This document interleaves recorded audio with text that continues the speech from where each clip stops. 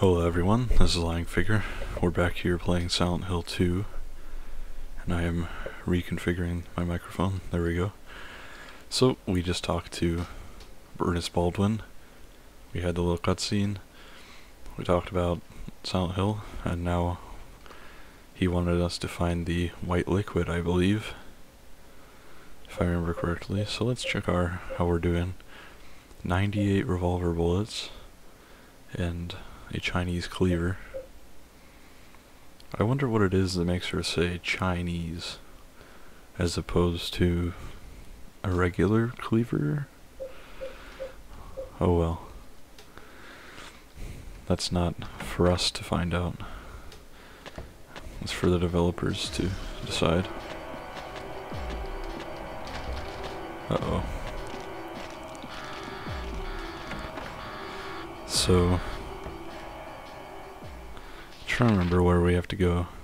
So he said he would unlock this stairway door, and it says locked right now, but hopefully he did unlock it. Sure enough, he did. Excellent. So, whoa, that was weird. I'm moving the camera manually, so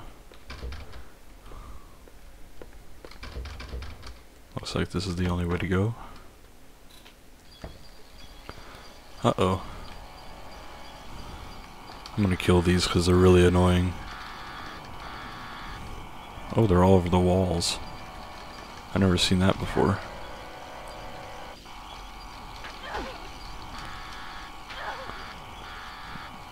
Born from a Wish does some really odd stuff as far as like enemies go, like putting the lying figure on the roof or making these creepers crawl over the ceiling. Apparently unable to be seen, but that's okay. We'll deal with them later, if there are any left.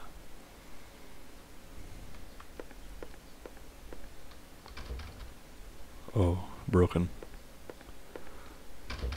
Broken. So this is leading me in a very specific direction, which is outside. Uh-oh.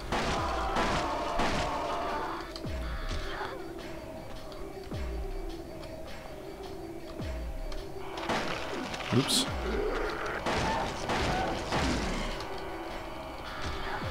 Okay, so now we're safe. I just want to point this out. This huge writing on the wall that says "Keep out of Haunted Mansion," which is pretty cool. Yep, keep out of Haunted Mansion.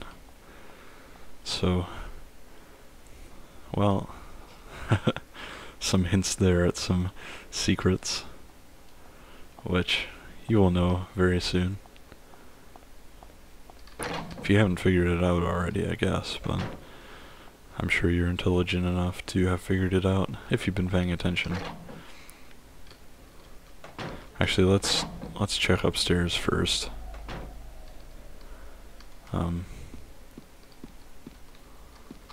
Oops. So if you remember this is the Blue Creek apartment building, which you enter through the fire escape from the Woodside Apartments.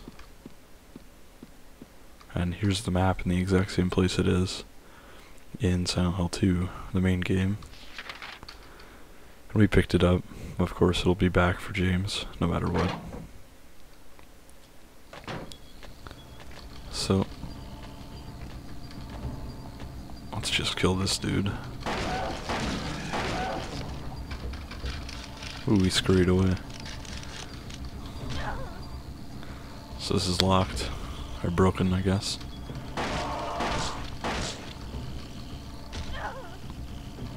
Let's see if we can stomp this thing. The thing is, if you can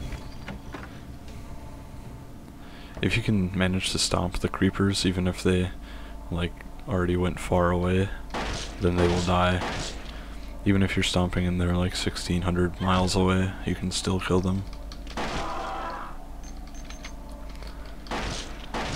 So we don't have our flashlight, so it's not as easy to see, but you might remember this apartment because this is where James enters the building through. It's a safe, but I don't know how to open it, so of course there's the safe where you find handgun bullets. Here is... whoa! Here is the room where we enter from. I can see the apartment next door from the window, so that's where the fire escape leads into, is this window. And you can look in here and find the toilet, which has a wallet in it, which James reaches in. And Maria just says disgusting. She won't even humor the idea. So, let's go back in here. Make sure we check every door. Broken. There we go. I gotta turn this skank around. This door broken. In the washing room, there is nothing. This door is covered up. This door, same note as in Silent Hill 2. I'm not gonna bother to read it. It just says there's a key in a different apartment, which we can't get here. It looks like the lock is broken. So, ooh, but we can enter this room.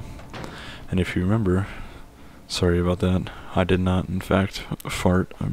I don't even know if you can hear that, but I'm cross-legged in my office chair, so it's when I scoop my socks, it makes funny noises.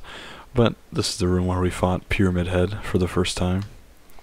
Of course, we ran around corners shooting him so that his timer would go away, and then he would walk down here. And of course, these stairs were filled with water. Right now they aren't, even though this takes place before that, before it drains, but it's Silent Hill magic. What are you gonna do? And there's a door here. This should take me to the alley that runs to the park. But first I'd better take care of my promise to Ernest. So pretty interesting. The implication, of course, is after we finish this Ernest business, this is the way that Maria took to get to Rosewater Park. Pretty cool. But it looks like the white liquid, in fact, is not on this floor. So let's head downstairs. And of course we check the third level, it's all gated off, like in the main scenario. So let's go in here.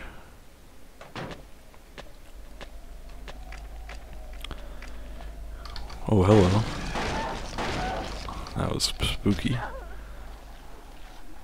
So, funny enough, the medkit from the main game is not here, which is odd since everything else is, but what are you gonna do?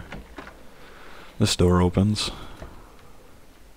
and this door has a medkit, a health drink, and oh, what's this? You can see a little vial there sitting on top of this cabinet. I got the white liquid, so let's look at that. White liquid, small bottle filled with an unknown white liquid. The label reads, I deny thee. I deny thee refers to death, I assume, since it's used for resurrection. Something's written on the desk, but it's too dark to read. So this is where we do the coin puzzle in the main game.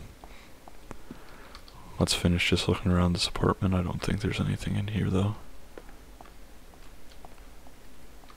Ooh, a save square. Or a save icon. Cool. But for completion's sake, let's just finish checking this hallway. Make sure there's nowhere else to revisit. Nope. Nope. No way, Jose. No way, Jose. And no way, Jose. So, just gotta check the other side of the hallway very quickly, and then we're gonna head back to Ernest. Gotta juke these guys out. Beautiful stuff. Broken. Broken. And let me take a wild guess. Broken. Okay.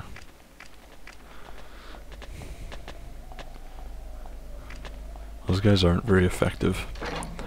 The reason why the other games are much harder than Silent Hill 2 is because Silent Hill 2's enemies are just very easy to juke by and run by, which is pretty funny.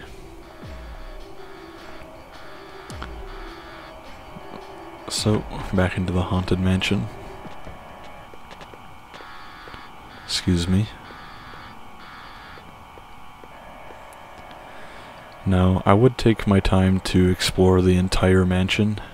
You know, make sure I show you every single room. But I'm pretty sure besides where I've gone, literally every door is broken and we can't enter. So I don't want to waste your time tediously checking the entire mansion for stuff that is pointless. There might be like one room that's open with a health drink, but otherwise, I mean, there's nothing, nothing like trivia or lore wise, so not worth it. But this plate we walked by on the first time, there's some kind of plate on the floor. Amy Baldwin. She was loved too much by God. 7 years was not enough time. So, of course, reinstating or re-solidifying the fact that Amy was a little girl who died. And here's this little stair glitch that you get on the last staircase before you fight Mary in the main game, is that the character runs up a couple stairs and then stops. And of course for speedruns you just run up sideways to counter that. Don't know why it happens on only some staircases, but it's pretty interesting. So we're gonna head straight back to Ernest. Can't see. Excuse me. Ooh, I was about to get hit. Good timing.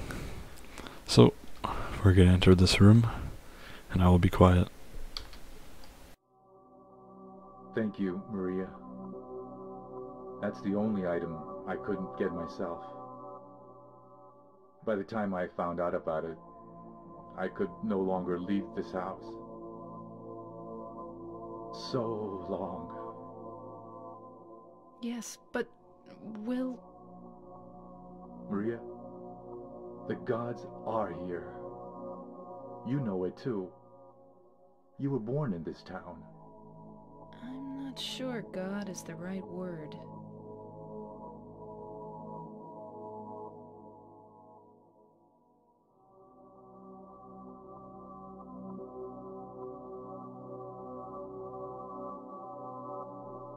Do you believe in fate? Not really. That's fine then. Ernest, can I open this? This is a dead end. There's nothing beyond here. I know. So, what if I had said I believed in fate? That James. He's a bad man. James...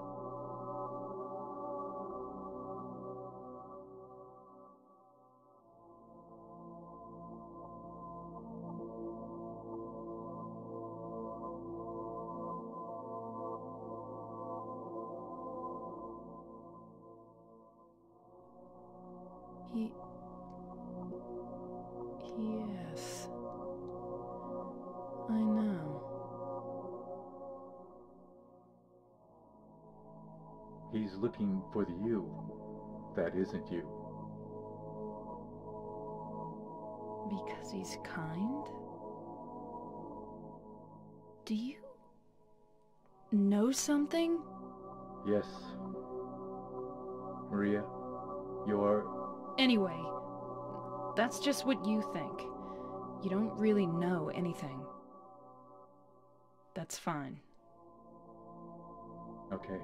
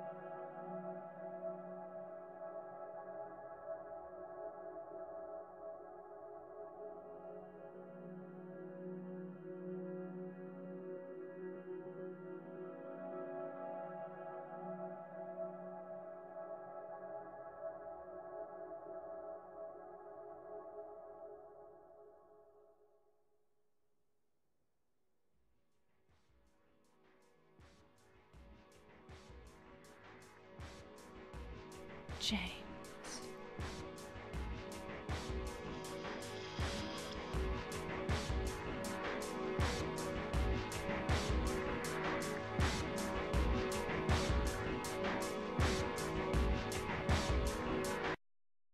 Mary?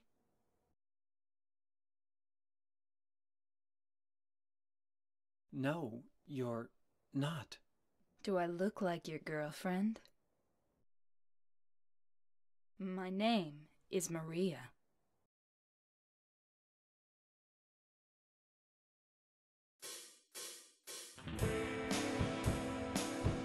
So that is Born from a Wish. We're gonna go ahead and skip these credits.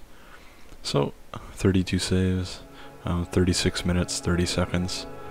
Pretty good playthrough. I mean, not anything special, but, you know, that's fine. It's a normal playthrough. Save clear data. Alright. We'll do so.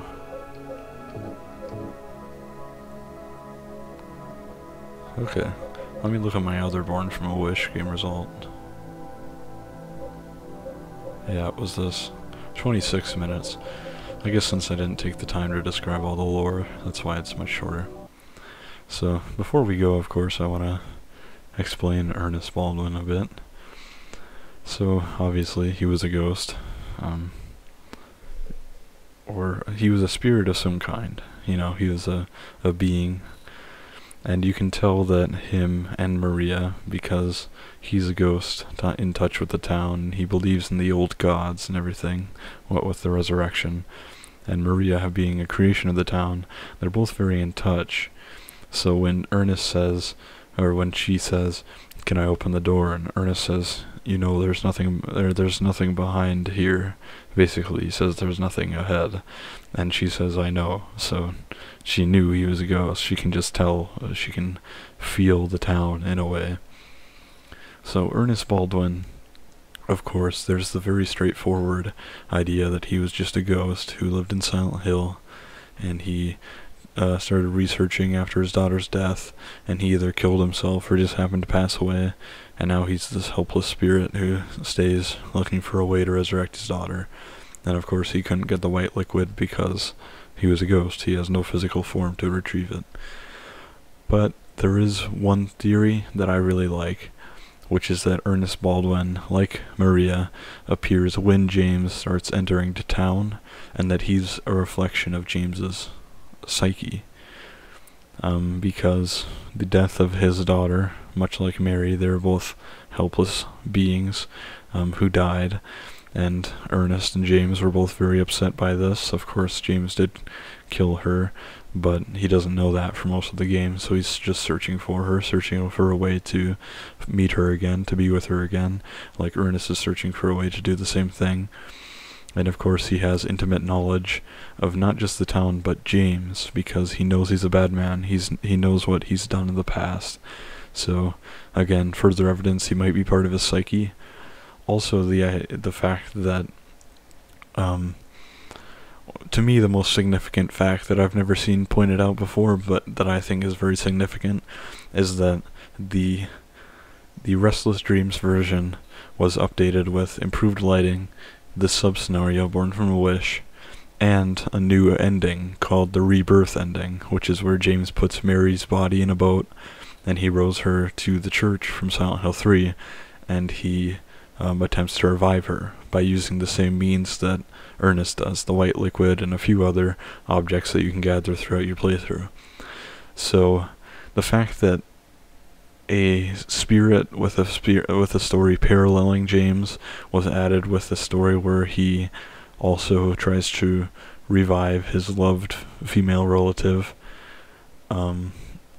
It was added in the same update as the Rebirth ending, which is an even further parallel of James in that story. I couldn't say for sure. No one can say for sure. But in my mind, it's such a compelling theory, and it's such a well-evidenced theory, that I would have to say he was designed, and like I said before, a lot of the puzzles, a lot of the things in this game have a duality. Like the tablets represent both the three main characters, and they represent James's, the different sides of him. So it's possible that it's both, that it's, a spirit in the town, and that it's a reflection on James's psyche, you know. So you can never say for sure, but I just think it's such an intriguing theory, and no one talks about it. Everyone's so entranced with the main story of Silent Hill 2 that they never talk about how interesting and just well designed this very short little story is. And I think the quality is overall of the add-on is just as good as the main game. It's just incredible. I really think it is. Some of the sound design, some of the interior design, or like the environment design, is a little bit wonky. It's not as high quality, but everything else, it's just amazing.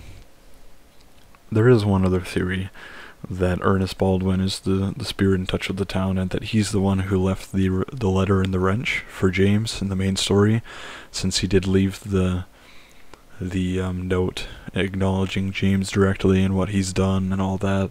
And there are also theories that that is the same person that wrote the "There is a whole year and it's gone now," and also the other message which says, "If you want to see Mary, you should just die, but you might go to a different place than Mary James," because of, the further theme of writing things specifically for James. But, hard to say. And if you look in the hospital, you can see, in the Silent Hill Historical Society, there's this picture, which shows the hospital director, and also the hospital director, if you use a cam hack, you can see that his name tag is not Ernest Baldwin. But Ernest, being a very rich guy, likely would have to be, maybe a doctor or something like that, a hospital director, and maybe he's just retired, and he's the replacement. So, hard to say. Very interesting theories, and I really like Born from a Wish. I think it stands up there with Silent Hill 2, in terms of quality, and I recommend everybody play it. But now we've seen all of Silent Hill 2, main scenario and sub-scenario, so next up, we are going to, if my recording software complies with my PS2 emulator, we are going to play Silent Hill Origins, because I haven't played it in a few years, and I'm not going to do a lore play because I want to, do more of a fun run, just do a fun playthrough, where we can just go through it together and have some laughs and enjoy ourselves, rather than doing the very heavy editing and research that I've had to do for this series, because that takes a lot of time. But I will very much enjoy Origins, and when it's done, we're going to do a lore play of 1, followed by 3, because those games are amazing, just like Silent Hill 2, and they deserve their lore and trivia explained, in a straightforward and fun way. So thank you very much for watching. This is Lying Figure, and we're going to be back soon. Have a great night, or a great day, wherever you are in this big world, and enjoy yourself.